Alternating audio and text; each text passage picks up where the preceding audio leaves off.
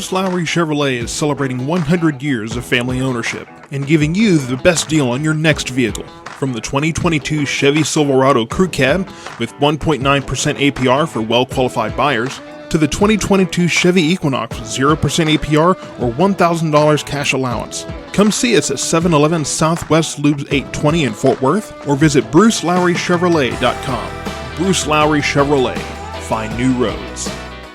I think the most common question that I've been receiving lately is whether the record-breaking heat that we see this summer is going to lead to record-breaking cold in the winter.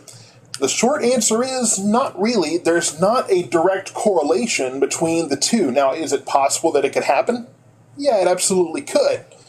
But seasons don't work on a pendulum. It just doesn't work that way. Now, we have seen situations where there was a pretty cold winter, pretty impressive winter in 2011, and then that led to the summer of 2011, which was really, really warm. But there wasn't a direct correlation between those two necessarily.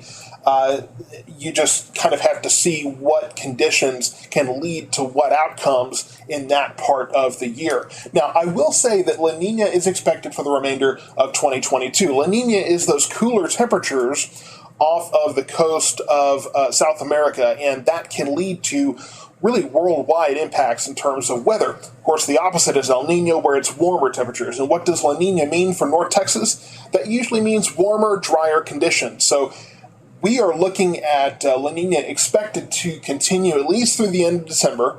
So December could be warmer and drier than usual.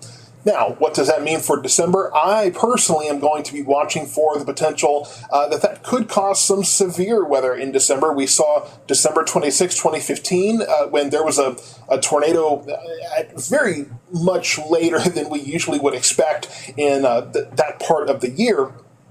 But when we have warmer temperatures in December, of course, when we get into the wintertime, we start getting those pushes of cold air from the north. But when there's more warm air present, that is more of an opportunity for those air masses to go to battle over North Texas, and that's when you get your severe weather. So could there be some unique conditions that happen in the winter months, December, January, February?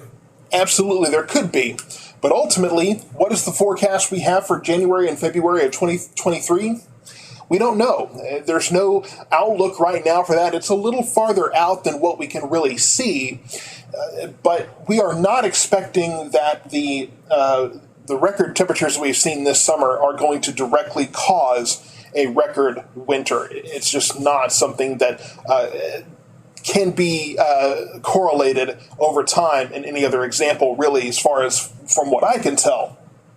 Now, that said, if we go back the last couple of Februaries, we've had very cold conditions. 2 years ago, we had a February that completely shut down most of North Texas, and then last February, we had a pretty decent ice storm as well. So, if history is any example, recently we've been having colder Februaries. But if we have a colder February, will it be because we had this record summer? Not necessarily. Are the conditions that are impacting or influencing this hot weather going to possibly influence conditions in the winter? It's very possible. If La Nina continues, if anything, it looks like we may have a warmer and drier winter. So we'll have to wait and see what the outlook looks like for winter 2023. And I'll make sure to bring you that information once that comes from the National Weather Service and the Weather Prediction Center.